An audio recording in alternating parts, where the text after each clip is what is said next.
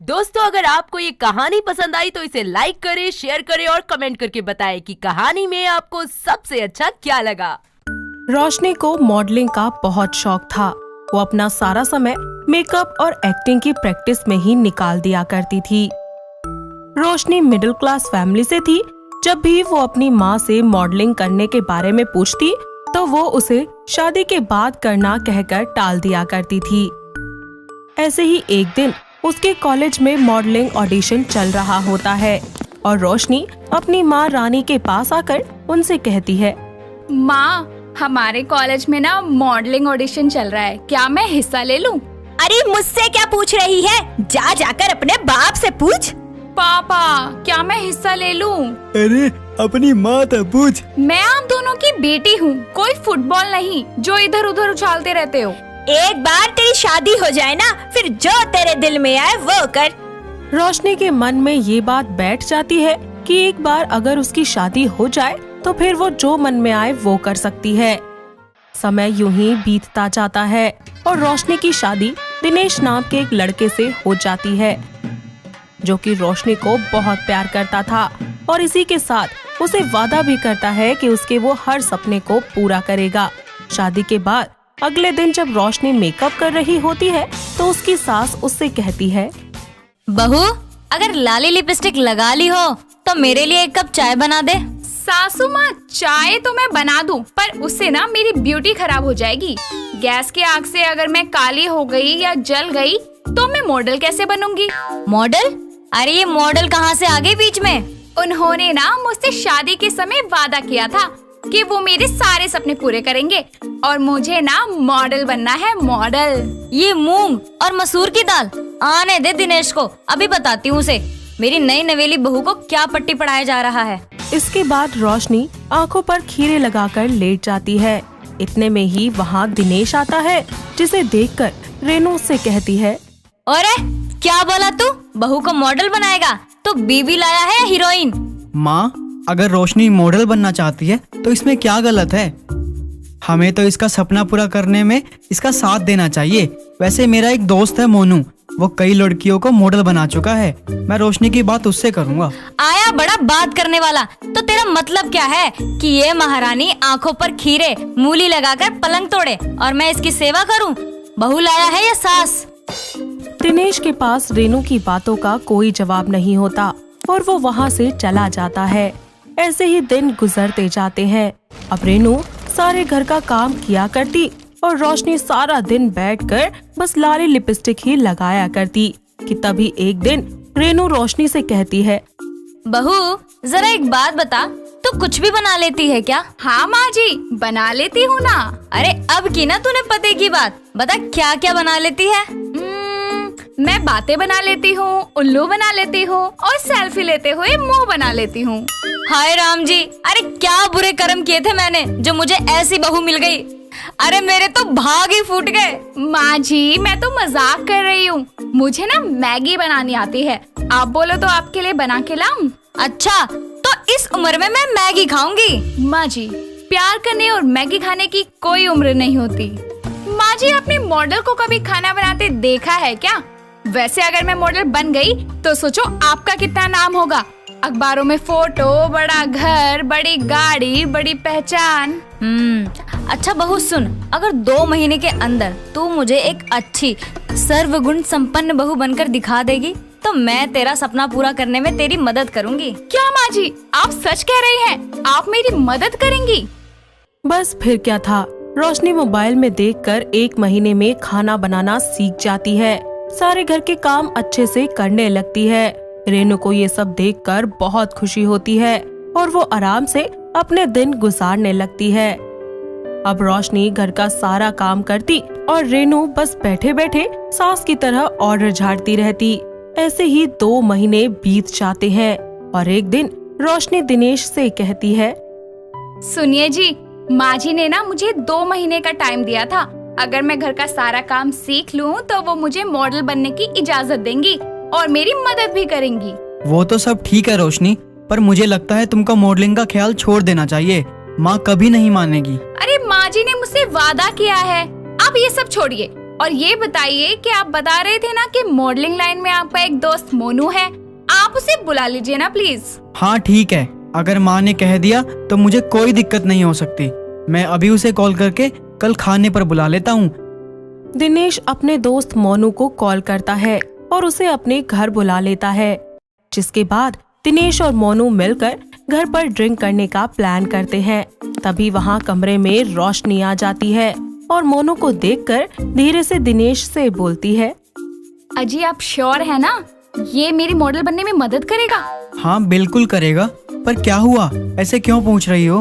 अरे ये तो मुझे खुद सस्ता कबीर सिंह लग रहा है, क्या मॉडल बनाएगा मुझे? चुप करो, मेहमानों के बारे में ऐसा नहीं कहते।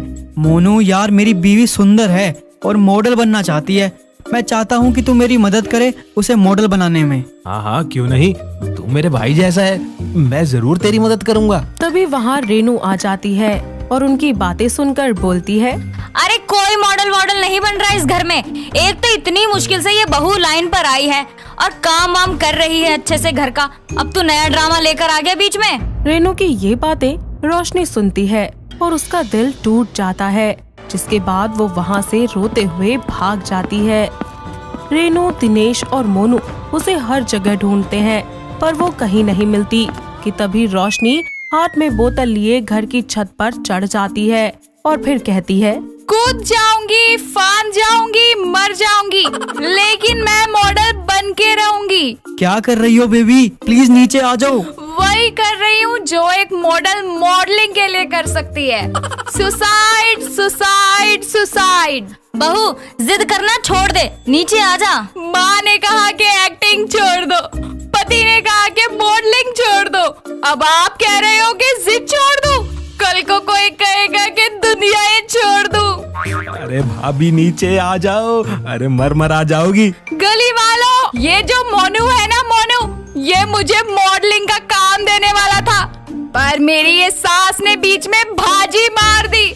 दुनिया वालों, मैं जा रही हूँ। भगवान, मैं आ रही हूँ। बहू तू नीचे आ जा, मेरे लिए तुझसे बढ़कर और कुछ नहीं है। तू मॉडल जरूर बनेगी और इसमें मैं तेरा पूरा साथ दूंगी। माँ जी, क्या कहा आपने? आप मेरा साथ देंगी? मुझे आवाज नहीं आई, जरा जोर से बोलिए ना।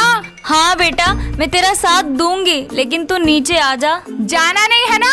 आ रही हूँ, मैं नीचे आ रही हूँ, अभी आई। रोशनी नीचे उतर आती है और रेनू उसे गले लगा लेती है, जिसके बाद रेनू और दिनेश मिलकर रोशनी का सपना पूरा करते हैं और साथ ही उसे एक सक्सेसफुल मॉडल भी बनाते हैं और उसका पूरा साथ देते हैं। इस सब के बाद वो तीनों एक बार फिर से खुशी खुशी रहने लगते हैं। तूफानी रात में विनय अपनी जान बचाते हुए इधर उधर कोई ठिकाना ढूंढता हुआ भागा जा रहा था। रात के घने अंधेरे में उसकी आंखों ने एक छोटी सी पर नजदीक में ही एक रोशनी देखी। वो उस रोशनी की तरफ दौड़ने लगा। वो रोशनी एक घर में से आ रही थी, जहाँ जाकर वो छुप चुका था।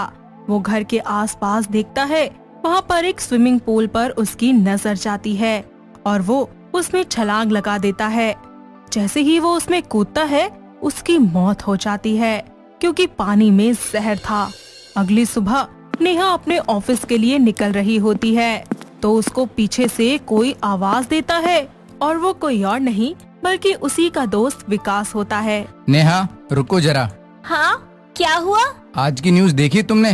नहीं तो, भला ऐसा क्या आ गया न्यूज में? अरे तुझे पता है, कल रात हमारे घर से 5 किलोमीटर दूर एक इंसिडेंट हुआ है। अच्छा, कैसा इंसिडेंट? जहर देकर मारा है उस आदमी को और उसके बाद उसकी लाश को पानी में फेंक दिया। नहीं नहीं, पानी में जहर था। तुम्हें कैसे पता कि पानी में जहर था? अरे यार, बहुत आसान है ये समझना। कोई इंसान किसी को भी पहले जहर देगा, फिर उसे पानी में फेंकेगा। भला किसी के पास इतना टाइम है क्या खराब करने के लिए? इससे अच्छा तो पानी में जहर मिला दो, बंदा डूबेगा तो खुद ही मर जाएगा। देखो, ऑफिस के लिए लेट हो रहा है और मुझे तुमसे बहस नहीं करनी। अरे हाँ, बहुत लेट हो गया है वैसे भी। चलो जल्दी चलते हैं। वो दोनों ऑफिस पहुंचते हैं, जहां ऑफिस में हर तरफ बस यही बातें हो रही थी। तो ऐसे में नेहा की एक दोस्त निधि उसके पास आकर उससे बोलती है, पता है नेहा, कल क्या हुआ? हाँ हाँ जानती हूँ, कि एक बहुत बड़ा इंसिडेंट हुआ है, लेकिन उसके बारे में इतनी ज्यादा बातें करने की क्या जरूरत है? ये तू क्या कह रही है? तेरे अंदर दिल नाम की चीज नहीं है क्या? अब भला इसमें दिल की बात कहाँ से आ गई? यार कोई किसी को बिना वजह थोड़ी ना मारेगा। जो तुम किसी पर भी बिना सोचे समझे इल्जाम लगाए जा रही हो, कोई ना कोई वजह तो रही होगी ना। अच्छा ठीक है, चिल कर अब। नेहा निधि से बात कर ही रही होती है कि नेहा का फोन बजता है। वो फोन उठाने के लिए साइड में चली जाती है और फिर कहती है, हाँ विराट कहो। कहाँ हो? ऑफिस? तुमसे मिलना था मुझे। अभी पॉसिबल नहीं है। क्यों पॉसिबल नहीं है? यार मैं अभी तो आई हूँ ऑफिस और तुम कह रहे हो कि तुमसे मिलने आ जाऊँ। अच्छा ठीक है, हाफ डे लेकर आ जाना। अच्छा ठीक है, आ जाऊंगी। पीछे विकास खड़े होकर नेहा की सारी बातें सुन लेता है और वो उसके पास जाता है और कहता है, किससे बात कर रही थी? दोस्त से? कौन से दोस्त से? तुम नहीं जानते? नाम क्या है? तुम इतना पूछताछ क्यों कर रहे हो? क्योंकि मैं तुम्हारा बॉयफ्रेंड हूँ और मुझे ये जानने का पूरा हक है कि तुम किससे बात करती हो और किससे नहीं। अब तुम मुझ पर शक कर रहे हो? मैं जा रही हूँ। नेहा गुस्से में अपने ऑफिस से चली जाती है। विकास उसे रोकने की बहुत कोशिश करता है पर वो नहीं मानती और सीधे विराट से जाकर मिलती है। उसे गुस्से में देखकर विराट उससे पूछता है, क्या हुआ तुम्हें? इतना आग बबूला कैसे बनी हुई हो? क्या बताऊँ यार, वो विकास है ना, उसने दिमाग खराब कर दिया मेरा। तो उसे भी वहाँ पहुँचा दो जहाँ विनय को पहुँचाया है। बस मैं यही सब सोच रही थी, उसी से थोड़ा परेशान हो गई। अगले दिन विराट और नेहा मिलकर विकास को उठा लेते हैं और उसके साथ भी बिल्कुल वही हश्र करते हैं जो कि उन्होंने विनय के साथ किया था। विकास अपने आप को बचा नहीं पाता और फिर से अगले दिन न्यूज में यही खबर आती है जैसी विनय के टाइम पर आई थी। फिर से ये सारी चीजें दोबारा होने लगती है, लेकिन नेहा को किसी की भी कोई भी बात से फर्क नहीं पड़ता। कुछ दिन इसी तरह गुजर जाते हैं, लेकिन पुलिस को कुछ भी पता नहीं चल पाता। कुछ समय ऐसे ही बीतता है और एक दिन नेहा अपने ऑफिस के लिए लेट हो रही होती है। वो टैक्सी का इंतजार करती है, लेकिन उसे कोई टैक्सी नहीं मिलती। तो उसके पास एक विहान नाम का आदमी अपनी बाइक पर आकर रुक जाता है और नेहा से कहता है, क्या मैं आपको कहीं ड्रॉप कर सकता हूँ? नो थैंक्स, मैं मैनेज कर लूंगी। वो तो दिख ही रहा है। फाइन, वैसे भी मुझे बहुत लेट हो चुका है। विहान नेहा को उसकी ऑफिस छोड़ देता है। नेहा विहान को बिना थैंक यू बोले अपने ऑफिस में जाने लगती है तो विहान उसे पीछे से आवाज लगाते हुए कहता है, हेलो मिस, कहाँ चली जा रही हो? ऑफिस जा रही हूँ, दिखाई नहीं देता? वो तो नजर आ रहा है, पर शायद आपको कुछ कहना चाहिए था अभी। थैंक यू, बस अब मैं जाऊँ? जी बिल्कुल। इस सब के बाद विहान वहाँ से चला जाता है। नेहा ऑफिस में जाने के बाद विहान के बारे में सोचने लगती है। पहली बार मुझे ऐसा महसूस हुआ है किसी के साथ बैठकर, उसके बोलने का तरीका। नेहा तू भी यार कुछ भी सोचती रहती है, जाने दे और अपने काम पर ध्यान दे। नेहा अपने काम करने में लग जाती है। थोड़ी देर के बाद नेहा के पास एक प्यान आता है और उससे कहता है, मैम, आपसे मिलने के लिए कोई आया है। कौन है? वो तो पता नहीं, पर उन्होंने अपना नाम विहान बताया है। विहान? ये कौन है? चलो मैं देखती हूँ। नेहा उससे मिलने के लिए चली जाती है। जब वो नीचे आकर देखती है तो उसे पता चलता है कि उससे मिलने कोई और नहीं बल्कि वही लड़का आया है जिसने उसे आज सुबह ऑफिस ड्रॉप किया था। वो उसको देखकर खुश भी होती है और साथ ही थोड़ी चौंक भी जाती है। वो उसके पास जाती है और उससे कहती है, तुम यहाँ कुछ भूल गए थे क्या? हाँ, भूल तो गया हूँ कुछ। क्या भूल गए थे? मेरा दिल आप ही के पास तो रह गया है। अच्छा जी, कुछ मिनट साथ क्या रही, अपना दिल दे बैठे मुझे? मैंने दिया कहाँ, आपने चुरा लिया। बड़े स्मार्ट बन रहे हो। वो तो मैं हूँ, पर आपको अभी पता चला है। नेहा विहान से बात कर ही रही होती है कि सामने से विराट आ जाता है। नेहा थोड़ी घबरा जाती है और विराट उनके पास आकर नेहा से पूछता है, नेहा कौन है ये? इससे तुम्हें कोई मतलब नहीं होना चाहिए। विराट नेहा को खींचते हुए अपने साथ एक कोने में लेकर चला जाता है और फिर उससे बोलता है, क्या चल रहा है ये सब? मतलब क्या है तुम्हारा? वो लड़का तुम्हारा दोस्त कब से बन गया? मेरे दोस्त बनते रहते हैं, समझे तुम? विहान उनके पास आता है और विराट से कहता है, भाई ये जो तुम कह रहे हो ना ठीक नहीं है। अब तू मुझे समझाएगा? विहान प्लीज जाओ यहाँ से। से। नेहा कह रही है इसलिए जा रहा हूँ, वरना अभी बता देता क्या क्या समझा सकता हूँ। विहान वहाँ से चला जाता है। नेहा विराट को भी वापस भेज देती है और अपने कैबिन में जाकर बैठ जाती है और वहाँ पर वो सोचती है, ये क्या हो रहा है मेरे साथ? मैं उस इंसान से लड़ रही हूँ जिससे मैं सबसे ज्यादा प्यार करती हूँ, वो भी उस इंसान के लिए जिससे मैं आज सुबह ही मिली थी। कि क्या हो रहा है मेरे साथ? कहीं ऐसा तो नहीं कि मैं विराट से प्यार ही नहीं करती और शायद मुझे विहान से प्यार हो गया है। अगले दिन नेहा विराट को अपने घर पर बुलाती है। विराट उससे मिलने के लिए चला जाता है और फिर वो उससे पूछता है, क्या हुआ, मुझे यहाँ क्यों बुलाया है? तुम्हारे साथ मैंने गलत तरीके से बात की ना, बस इसलिए अपनी गलती सुधारने के लिए बुलाया है तुम्हें यहाँ। नेहा विराट के लिए ड्रिंक बना कर लाती है और वो उसे अपने हाथों से पिला लेती है। थोड़ी ही देर के बाद विराट नशे में खोने लगता है। नेहा उसको उठाते संभालते हुए पूल के पास लेकर जाती है। वो उसे पानी में धक्का देने ही वाली होती है कि तभी पीछे से विहान आ जाता है और विराट को पानी में गिरने से बचा लेता है। नेहा उसको यूं देखकर पूरी तरह से चौंक जाती है और फिर बोलती है, विहान तुम यहाँ? पुलिस। विहान अपनी टीम को वहाँ पर बुला लेता है और लेडी ऑफिसर आकर नेहा को अरेस्ट कर लेती हैं। नेहा को इस सब के बारे में कुछ समझ नहीं आता कि आखिर उसके साथ क्या हो रहा है, तो विहान उसे सब बताता है। मैं तुम्हारा पीछा काफी दिनों से कर रहा था नेहा, तुम्हारी हर एक हरकत पर मेरी नजर थी। लेकिन मुझे तो लगा था कि तुम मुझे पसंद करते हो। मैंने इस बात से इनकार तो नहीं किया, मैं करता हूँ तुम्हें पसंद, पर जो तुमने किया है वो गलत है, उसकी सजा तो तुम्हें मिलकर रहेगी। ठीक है, पर सजा पूरी होने के बाद मैं तुम्हारे पास वापस आऊंगी, मेरा इंतजार करना। नेहा को अरेस्ट कर लिया जाता है। विहान कोर्ट में उसे मेंटली स्टेबल साबित करवा देता है, जिसकी वजह से उसकी सजा काफी कम हो जाती है और नेहा की सजा पूरी होने के बाद विहान उससे शादी कर लेता है और उसका एक अच्छे डॉक्टर के पास ले जाकर इलाज भी करवाता है और फिर पूरी तरह से ठीक हो जाने के बाद वो ऐसी चीजें दोबारा कभी भी नहीं करती, जिसके बाद वो दोनों खुशी खुशी अपनी जिंदगी में आगे बढ़ जाते हैं। कुछ करो वरना मैं चली जाऊंगी इस घर से।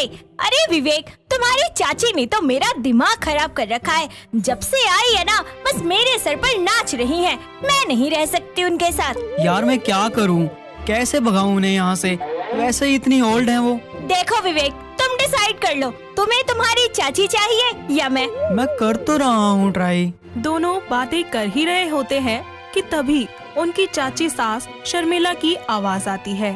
अरे मैया, अरे बहू, अरे जल्दी आ, और ये देख सबका सब खराब हो गया। ये देखो फिर से कैसे चिल्ला रही है। अरे मेरा जीना हराम कर दिया है इन्होंने, कभी इधर भगाती है कभी उधर भगाती है। इतना कहकर सलोनी अपनी चाची सास के पास रसोई में चली जाती है और हड़बड़ाहट से उनसे पूछती है, क्या हुआ चाची जी, आप इतना जोर से क्यों चिल्लाई? अरे बहू, जब तक मैंने तुझे आवाज लगाई तब तक बिल्ली सारा दूध पीकर चली गई और ये देख सारा का सारा गिरा भी दिया उसने। क्या दूध पी गई? अरे बस इतनी सी बात के लिए चिल्ला रही थी। ये इतनी सी बात है तेरे लिए? अरे बिल्ली दूध पीने के साथ साथ गिरा कर भी चली गई। अरे तुझे पता भी है कि दूध का गिरना कितना अपशगुन होता है। क्या है, कब जाएंगी ये चाची? मेरा तो जीना दुश्वार कर दिया है, जब देखो तब मैं खाना ही बनाती रहती हूँ। तभी वहाँ पर विवेक आ जाता है।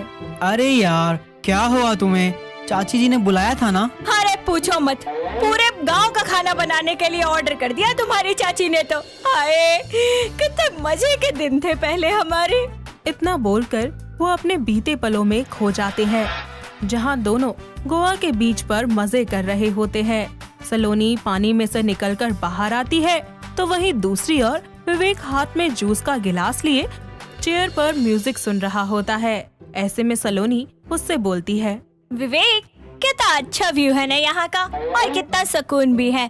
वैसे हमें ऐसे ट्रिप पे बार बार आना चाहिए। हाँ बिल्कुल, और मजे भी आते हैं, माइंड फ्रेश सा हो जाता है। शाम के वक्त दोनों एक साथ बैठकर रोमांटिक डिनर करते हैं। इसी तरह अगले दिन दोनों गोवा के फेमस बीच पर घूमने जाते हैं। कुछ ही देर के बाद सलोनी बोलती है, विवेक यार, हम इतने दूर आ गए, अब शॉपिंग पर भी ले चलो ना। अच्छा ठीक है, चलो चलते हैं। I love you my sweet husband. I love you too. चलो तुम्हारी शॉपिंग करा दूं, वरना बाद में बोलोगी फिर। इतना बोलकर विवेक सलोनी को शॉपिंग करवाने ले जाता है। ऐसे ही 2 दिन बीत जाते हैं और वो लोग घूमने के बाद वापस अपने घर भोपाल लौट आते हैं। दोनों आपस में बातें कर ही रहे होते हैं कि तभी उनके घर की डोरबेल बजती है। सलोनी जैसे ही दरवाजा खोलती है तो देखती है कि एक बुढ़िया कंधे पर बैग लटकाए वहाँ खड़ी है और घर में कुछ कहते हुए घुस जाती है। अरे बहू, कितनी देर कर दी तूने? अरे बबलू कहाँ है? आंटी, आप कौन है? और यहाँ कोई बबलू डबलू नहीं रहता। अरे बेटा, तेरी चाची सासू, तेरी सास के चाचा की बुआ की बेटी की ननद। अब तुझे कहाँ से याद होगा? चंद्रवती तो लुढ़क गई ना।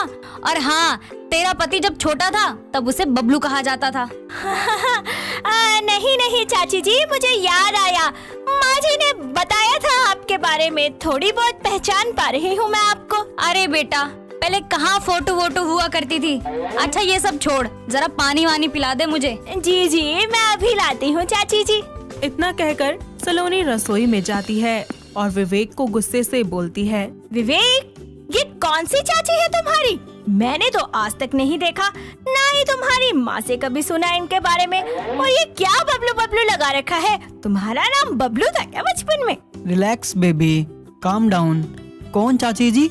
मैं भी नहीं जानता और मुझे कभी बबलू डबलू नहीं बोला, समझी ना? कहाँ है वैसे? अरे सीधा घर में घुसी और पसर गई सोफे पे। इतना बोलकर वो पानी ले जाकर शर्मिला को दे देती है और विवेक उनके पैर छूकर उनसे अटक कर कहता है। चाची जी नमस्ते, आप कैसे आई है और कहाँ से? वो क्या है ना चाची जी, मैं भूल गया हूँ, बहुत छोटा था ना जब। अरे बबलू, भूल गया तू? तुझे कैसे मैं गोद में झुलाती थी, खाना खिलाती थी और तेरी बहुत कुटाई भी करती थी। तेरी सास का कौन सा गांव है वो? सीतापुर। हाँ, वहीं से आई हूँ। जी चाची जी। छी, हाय हाय।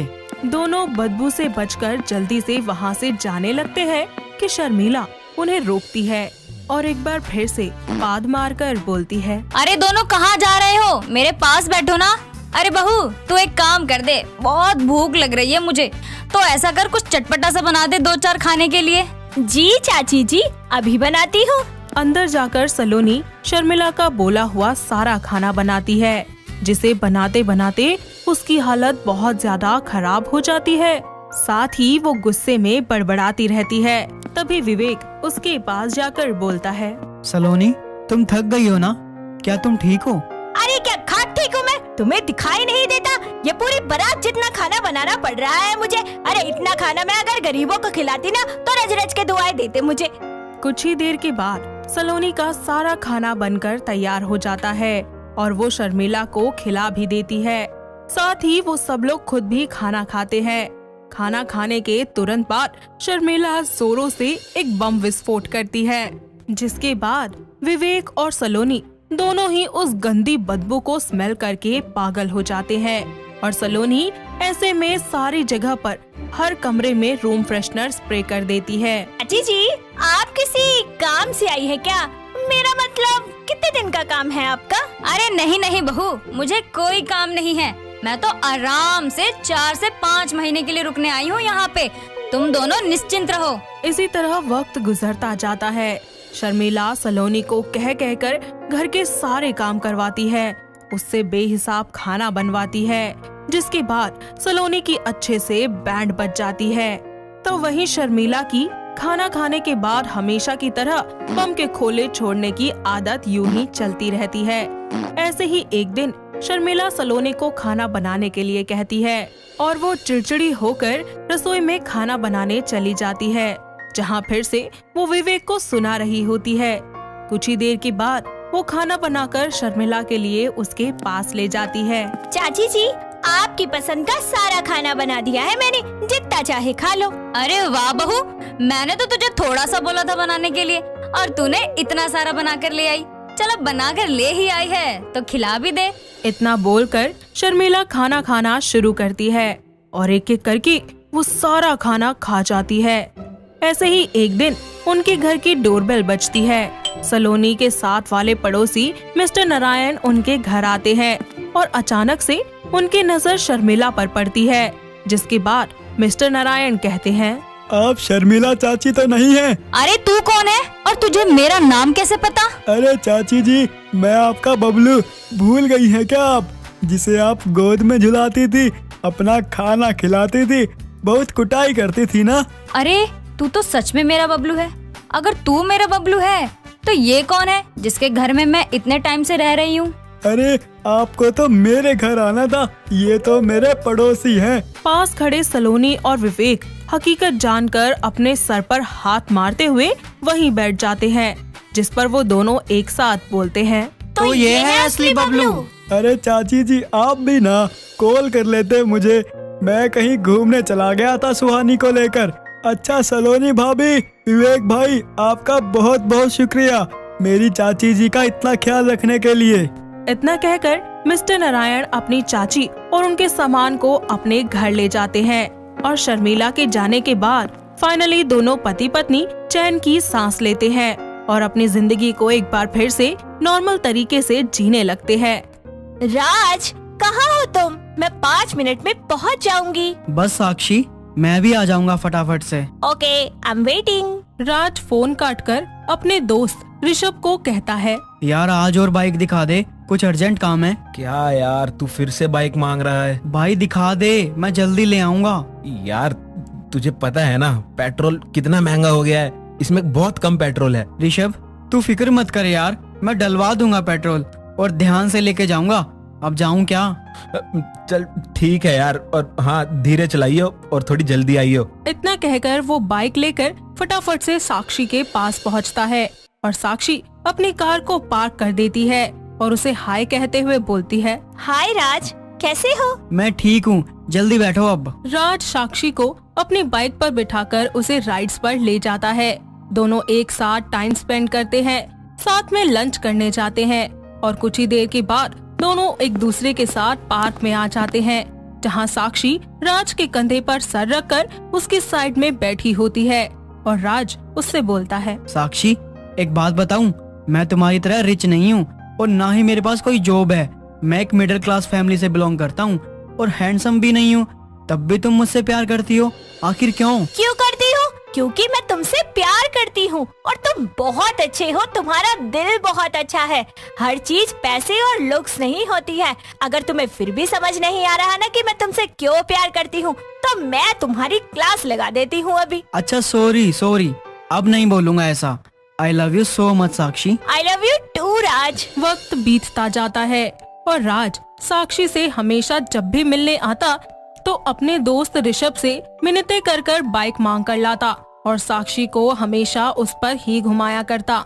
ऐसे ही एक दिन दोनों कैफे में बैठे होते हैं कि तभी राज को एक कॉल आता है। जी सर, ओके डन। क्या हुआ यार, किसका कॉल था? वो कल मेरा इंटरव्यू फिक्स हुआ है। ओके, कल अपना इंटरव्यू अच्छे से देना। All the best my love. हाँ साक्षी। अरे साक्षी तुम मत करो, मैं पे करता हूँ। अरे कोई बात नहीं राज, मैं कर रही हूँ ना, तुम नेक्स्ट टाइम कर देना। अगले दिन राज अपना इंटरव्यू देकर आ जाता है, जहां उसे रिजेक्ट कर दिया जाता है और सैड होकर वो अपने घर चला जाता है। वहीं साक्षी उसे बहुत कॉल्स करती है, लेकिन वो उसकी एक भी कॉल को आंसर नहीं करता। तो वहीं राज के घर उसके कुछ दोस्त आते हैं, जो लोग उसे जबरदस्ती ड्रिंक करवा देते हैं। इस सब से उसे हैंगओवर हो जाता है, जिसके बाद उसके सारे दोस्त वहां से चले जाते हैं। दूसरी तरफ साक्षी उसे कॉल करती रहती है और खुद ही मन में सोचती है, क्या करूं? मुझे बहुत फिक्र हो रही है, ऊपर से राज का फोन भी नहीं लग रहा है। घर की चाबी तो है मेरे पास, एक काम करती हूँ वही चली जाती हूँ, पर घर आएगा तो पता चल जाएगा। इतना बोलकर साक्षी उसके घर चली जाती है और चाबी से दरवाजा खोलते ही जब वो फ्लैट में आती है तो देखती है कि राज अजीब से तरीके से बेड पर लेटा हुआ है और उसके करीब जाकर उसे पता चलता है कि राज नशे में है। फिर वो उसके शूज उतारकर उसे सही से लेटाती है और वहीं चेयर पर जाकर उसके उठने का इंतजार करने लगती है। अगली सुबह जब राज उठता है तो अपना सर पकड़कर बोलता है, मेरा सर। साक्षी तुम यहाँ कैसे? तुम्हें पता है ना मैं तुम्हारी कितनी फिक्र कर रही थी और तुम हो के कॉल भी नहीं उठा रहे थे। तुमने ड्रिंक क्यों की राज? तुम्हें पता है ना ये कितना अनहेल्दी होता है। वो साक्षी मैंने नहीं पी, मेरे दोस्तों ने जबरदस्ती पिला दी। सच में साक्षी ठीक है, मुझे प्रॉमिस करो आज के बाद तुम बिल्कुल नहीं पियोगे, वरना मैं तुमसे बात नहीं करूंगी। अच्छा ठीक है, प्रॉमिस नहीं करूँगा दोबारा। ये हुई ना बात। ऐसे ही एक दिन साक्षी अपनी माँ विनीता से राज के बारे में सब बता देती है, जिसके बाद विनीता कहती है, अरे मैं क्या बताऊं, तेरे पापा ही बताएंगे इसके बारे में। मैं जाती हूँ, मुझे पूजा करनी है। ठीक है मॉम, मैं बाहर जा रही हूँ, शाम तक आऊंगी। साक्षी अपनी कार लेकर राज से मिलने जा ही रही होती है कि तभी रास्ते में वो अपने दोस्त भुवन को फोन करके बुला लेती है। और भुवन जैसे ही आता है तो वो उससे पूछता है, साक्षी वो लड़का तेरे लायक नहीं है। अरे अपना स्टैंडर्ड देख और उसका देख, तू कैसे एडजस्ट कर रही है। ना शक्ल है और ना ही सूरत, और ऊपर से जॉब भी नहीं है। यार भुवन, तू ऐसे मत बोल, तुझे कोई हक नहीं है। राज बहुत अच्छा है, सब कुछ पैसा नहीं होता यार लाइफ में। सच्चा प्यार बहुत मायने रखता है जिंदगी में। और सुन, मेरी कार तू चला ले जब तक मैं राज के पास जाती हूँ। ठीक है। राज अपने दोस्त ऋषभ से एक बार फिर बाइक मांगकर ले आता है और साक्षी को अपने साथ घुमाने ले जाता है। दोनों बाइक को साइड में लगाकर एक दूसरे से बातें कर ही रहे होते हैं कि तभी ऋषभ राज और साक्षी को एक दूसरे के साथ देख लेता है और गुस्से से कहता है, अच्छा बेटा, तो तेरा इंटरव्यू यहाँ चल रहा है। नहीं, इंटरव्यू नहीं, तेरी आशिकी चल रही है यहाँ तो। तूने मुझसे झूठ बोलकर बाइक मांगी? वो यार मैं क्या ये चल बाइक दे मेरी। गुस्से में ऋषभ अपनी बाइक लेकर वहाँ से चला जाता है। तभी साक्षी बोलती है, राज, तुम्हारी बाइक नहीं थी? मुझे तुमने इतने टाइम से बताया क्यों नहीं? और तुम तो हर जगह मुझे उसी बाइक पर ले जाते थे, वो सब कैसे? साक्षी, मुझे माफ कर दो, मैंने तुमसे ये बात छिपाई। तुम्हें खुश रखने के लिए, तुम्हारे साथ टाइम स्पेंड करने के लिए बाइक मांगी थी। मैं इतना बेकार हूँ ना कि मेरे पास खुद की बाइक भी नहीं है। कोई बात नहीं राज, तुम इतना होपलेस मत हो, सब ठीक हो जाएगा। जॉब लग जाएगी तब ले लेना बाइक। नहीं यार, मैं शायद तुम्हारे लिए ठीक ही नहीं हूँ, हमें ब्रेकअप कर लेना चाहिए। हिम्मत कैसे हुई तुम्हारी ऐसा बोलने की? समझ में नहीं आता। Damn it, I love you so much. आज के बाद दोबारा ये बात बोलने की कोशिश भी मत करना। Sorry Sakshi, I love you too. वक्त बीतता जाता है। राज इंटरव्यू तो देता है लेकिन उसका कहीं पर भी सिलेक्शन नहीं हो पाता। इसी बात को लेकर वो बहुत ज्यादा दुखी हो जाता है, जिसके बाद वही दोस्त एक बार फिर उसे जबरदस्ती ड्रिंक करवा देते हैं। अचानक से साक्षी उससे मिलने के लिए दोबारा उसके घर पहुंचती है और ये सब देखकर वो बहुत ज्यादा डिसअपॉइंट हो जाती है। साथ ही अगले दिन उसे कॉल करके कहती है, राज, मुझे तुमसे मिलना है और कुछ जरूरी बात बतानी है। ठीक है, हम राजधानी पार्क में मिलते हैं। ओके। जिसके बाद वो राज से वहाँ मिलने पहुँचती है और उसकी फिक्र करते हुए वो उसे बहुत सुनाती है। इसी बीच राज खुद को बहुत ही ज्यादा डिस्टर्ब महसूस करता है क्योंकि उसका ड्रिंक करने का मन जो कर रहा था। ऐसे में वो इधर उधर देखता है, कभी अपने हाथों को रब करने लगता है। इतने में साक्षी बोलती है, तुम मेरी बात सुन रहे हो? मैं क्या बोल रही हूँ? It's very unsafe. कुछ भी हो सकता था तुम्हें। तुम अपना ख्याल नहीं रख सकते क्या? तुमने मुझसे प्रॉमिस किया था ना कि तुम ड्रिंक छोड़ दोगे। बस बहुत हो गया, अब ज्यादा भाषण मत सुनाओ मुझे। पैसे दे दो फटाफट, ड्रिंक करनी है मुझे। राज उस पर जोरों से चिल्ला देता है, जिसकी वजह से साक्षी रोने लगती है और राज अपने घर चला जाता है। उसके पीछे पीछे साक्षी भी चली जाती है। वो उसे फिर से समझाती है, लेकिन राज उसका हाथ पकड़कर अपने घर से धक्का देते हुए बाहर निकाल देता है। साथ ही दरवाजा बंद करके वो उससे कहता है, साक्षी, तुम प्लीज चली जाओ यार यहाँ से, इससे पहले कि मैं कुछ कर बैठूं। Raj, please open the door. Please मुझसे बात करो ना, तुम मेरे साथ ऐसा नहीं कर सकते। I really love you. अंदर जाकर राज बहुत ज्यादा तोड़फोड़ करता है। साक्षी बाहर से उसे समझाने की बहुत कोशिश करती है, लेकिन वो नहीं मानता। अगली सुबह जब राज दरवाजा खोलता है तो देखता है कि साक्षी पूरी रात यूं ही उसके दरवाजे के बाहर बैठी रही और जैसे ही साक्षी की आंखें खुलती हैं तो वो बोलती है, राज, तुम ठीक हो ना? साक्षी, मुझे माफ कर दो यार कि कल रात मैंने तुम्हारे साथ क्या किया। राज, प्लीज मुझे कभी खुद से दूर मत करना, वरना मैं सच में तुम्हारे बिना नहीं रह पाऊंगी। अब कभी नहीं करूँगा। तुम मुझे कुछ बताने के लिए आई थी ना कल? हाँ, बताने तो आई थी, लेकिन ड्रिंक की बात मैं बता ही नहीं पाई। हाँ तो बताओ ना अब। वो बात ये थी कि मैंने तुम्हारा सीवी कंपनी में भेजा था और तुम सेलेक्ट हो चुके हो। कल तुम्हारी ज्वाइनिंग है, तुम्हें बुलाया है। सच साक्षी? हाँ राज, और अब देखना सब ठीक हो जाएगा। अगले ही दिन से राज ऑफिस जाना शुरू कर देता है और अपनी गलत दोस्तों का साथ भी हमेशा के लिए छोड़ देता है। साथ ही कुछ ही समय के बाद राज साक्षी के मम्मी पापा के पास जाकर उसका हाथ मांगकर उससे बड़ी ही धूमधाम से शादी कर लेता है और शादी के बाद दोनों पति पत्नी एक साथ खुशी खुशी अपनी जिंदगी की नई शुरुआत करते हैं। पीहू दर्द से तड़प रही होती है, जिसके कारण वो जोर जोर से रोते हुए खुद से कहती है, हे भगवान, ये दर्द तो मेरी जान लेगा। जाने अनजाने मेरी गलतियों की इतनी बड़ी सजा मत दो मुझे भगवान। पीहू चुलबुली सी लड़की थी, लेकिन उसकी एक बुरी आदत थी, छुपकर स्लेटी और मिट्टी के बर्तन खाना। उसकी माँ बेला पीहू की इस आदत से बेहद परेशान रहती थी। आए दिन वो अपनी बेटी पीहू को इसके लिए टोका करती थी। एक दिन पीहू अपने कमरे में बैठी स्लेटी और मिट्टी का टुकड़ा लिए उसको खा रही होती है कि तभी वहाँ पर बेला आती है और उसको ऐसा करता देखकर गुस्से से बोलती है, पीहू तू कब सुधरेगी? इतनी बड़ी हो गई है, अकल कब आएगी तुझे? ये खाना छोड़ दे, आगे अगर दर्द हुआ ना पीठ में तो रोएगी। अरे माँ, कुछ नहीं होता, आप टेंशन ना लो। कैसे ना लूं टेंशन? तुझे तो फिक्र नहीं है, पर मैं तो तेरी माँ हूँ ना। मुझे नहीं पता, अगर तूने आज के बाद ये स्लेटी या मिट्टी खाई तो मुझसे बुरा कोई नहीं होगा। आपसे बुरा और हैवी कौन मम्मी? हाँ हाँ, उड़ा ले मजाक, बाद में याद आएगी माँ की ये टोका टोकी। पीहू पर उसकी माँ की बातों का कोई असर नहीं होता और वो आए दिन छुप छुप कर स्लेटी और मिट्टी खाती रहती। ऐसे ही एक दिन वो कॉलेज में स्लेटी खा रही होती है, जिसे देखकर उसकी दोस्त पिंकी उससे कहती है, ओ बददिमाग लड़की, एक पड़ेगा तेरे खींच के थप्पड़। ये क्या खा रही है? फेंक इसको। क्या है यार पिंकी, खाने देना। तुझे चाहिए तो तू भी ले ले, पर मुझे मत रोक। तेरे कान के नीचे पड़ेगा अगर तूने इसको फेंका नहीं। पता है कितनी बुरी चीज है ये पेट के लिए। तू रहने दे, अपना ये मेडिकल का ज्ञान ना तो अपने स्टूडेंट्स को दियो, मुझे मत दे। जा मर फिर।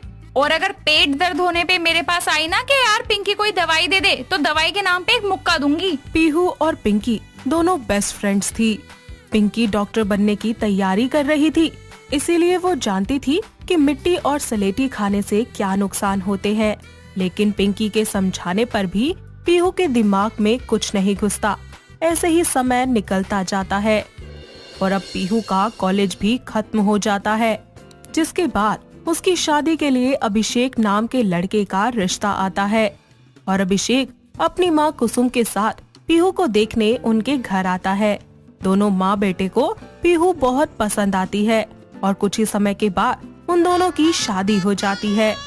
पीहू अपने ससुराल की जिम्मेदारियाँ बखूबी निभाती है, लेकिन स्लेटी और मिट्टी खाने की आदत अब भी उसकी नहीं जाती और वो बहुत सारी स्लेटी और मिट्टी के बर्तन टुकड़े करके खाने लगती है।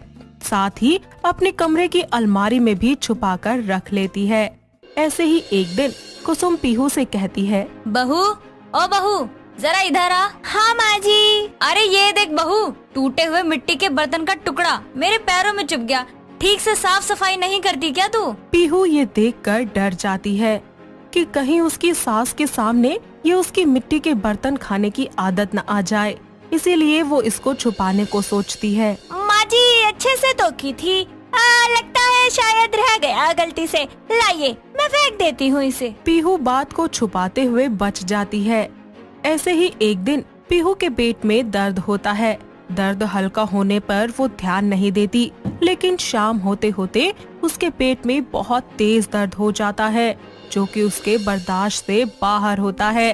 वो दर्द के मारे जोर जोर से रोने लगती है, साथ ही अपनी सास और अपने पति को आवाज लगाते हुए कहती है, अभी जी, माँ जी, कहाँ है आप दोनों? जल्दी आइए, मैं मर जाऊंगी नहीं तो। पीहू की दर्द भरी आवाज सुनकर दोनों माँ बेटे भागे आते हैं और उसको दर्द में देखते हुए अभिषेक पीहू को तुरंत उसी की ही डॉक्टर दोस्त पिंकी के पास ले आता है। पिंकी पीहू का पूरा चेकअप करती है और दर्द की वजह जानने के लिए उसके कुछ टेस्ट और अल्ट्रासाउंड करके पता लगाती है और उसको जिस बात का डर होता है वही हो जाती है। जिसके बाद वो पीहू के पास जाकर उससे बोलती है, क्यों मैडम, कहा था ना छोड़ दे ये बुरी आदत है, लेकिन तुमने तो मेरी बात नहीं मानी। लो, हो गई ना प्रॉब्लम। अभिषेक पिंकी की बातें सुनकर कुछ भी समझ नहीं पाता और वो पिंकी से पूछता है, क्या बात है पिंकी, कैसी आदत, क्या हुआ है पीहू को? इतनी तेज दर्द आखिर उसको किस वजह से हुआ है? आपको नहीं पता, पीहू मैडम को स्लेटी और मिट्टी के बर्तन खाने की आदत है।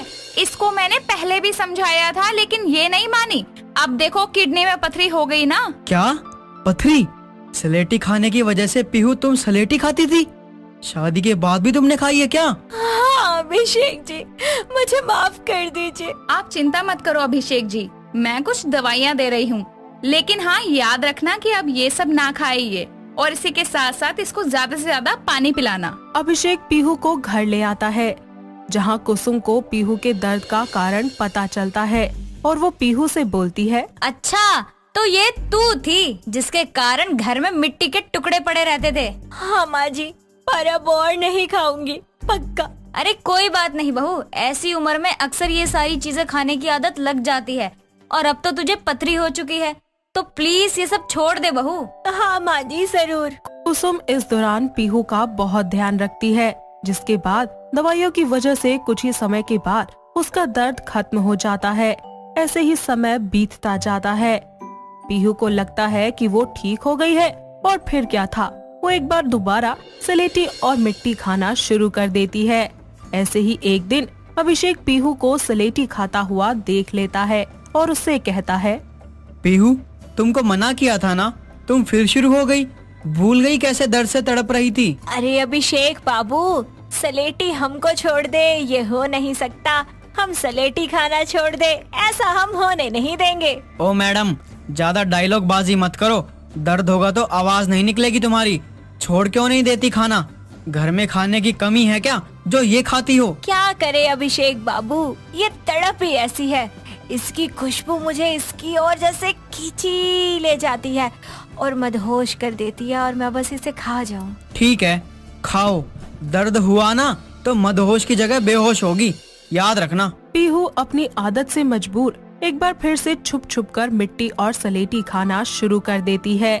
ऐसे ही एक दिन पीहू रसोई में खाना बना रही होती है कि अचानक उसके पेट में दर्द उठता है। कुछ ही देर के बाद पीहू दर्द से तड़प रही होती है, जिसके कारण वो जोर जोर से रोते हुए खुद से कहती है, हे भगवान, ये दर्द तो मेरी जान लेगा। जाने अनजाने मेरी गलतियों की इतनी बड़ी सजा मत दो मुझे भगवान। उसकी आवाज सुनकर अभिषेक वहाँ आता है और फिर बोलता है, अनजाने में नहीं मैडम, इस बार जान के किया तुमने ये गलती। पता होते हुए भी कि पथरी है तुम्हें, अपनी बुरी आदत नहीं छोड़ी तुमने, अब तड़प रही हो, क्या करूँ मैं तुम्हारा? इस बार पीहू को बहुत ज्यादा तेज दर्द था, जिसकी वजह से उसे ऐसा महसूस हो रहा था कि शायद वो अब नहीं बच पाएगी। वो दर्द भरी आवाज में अभिषेक से कहती है, अभिषेक जी मुझे प्लीज बचा लीजिए, आपकी कसम आज के बाद कभी नहीं खाऊंगी। अभिषेक पीहू की दोस्त पिंकी को कॉल करके घर बुलाता है और उसे सारी बातें बताता है। पिंकी पीहू को देखते हुए कहती है, सुधरोगी नहीं ना तुम? तुम्हारी मम्मी ने तुमको कितना समझाया था और अभिषेक जी भी कितने प्यार से तुमको समझाते हैं, लेकिन तुम सबकी बातों से ज्यादा इस बुरी आदत से प्यार करती हो। पिंकी की ये बातें सुनकर पीहू को अपनी माँ की बातें याद आती हैं कि उसकी माँ भी उसको ऐसे ही टोका करती थी और उसको अब दर्द के साथ पछतावा भी हो रहा होता है कि सबने उसकी भलाई के बारे में सोचा और वो खुद ही अपनी खुद की दुश्मन बन बैठी। इस सब के बाद पीहू अच्छे से समझ जाती है कि उसका ठीक रहना कितना ज्यादा जरूरी है और इस दर्द से हमेशा हमेशा के लिए छुटकारा पाने के लिए उसको अपनी ये आदत छोड़नी ही पड़ेगी।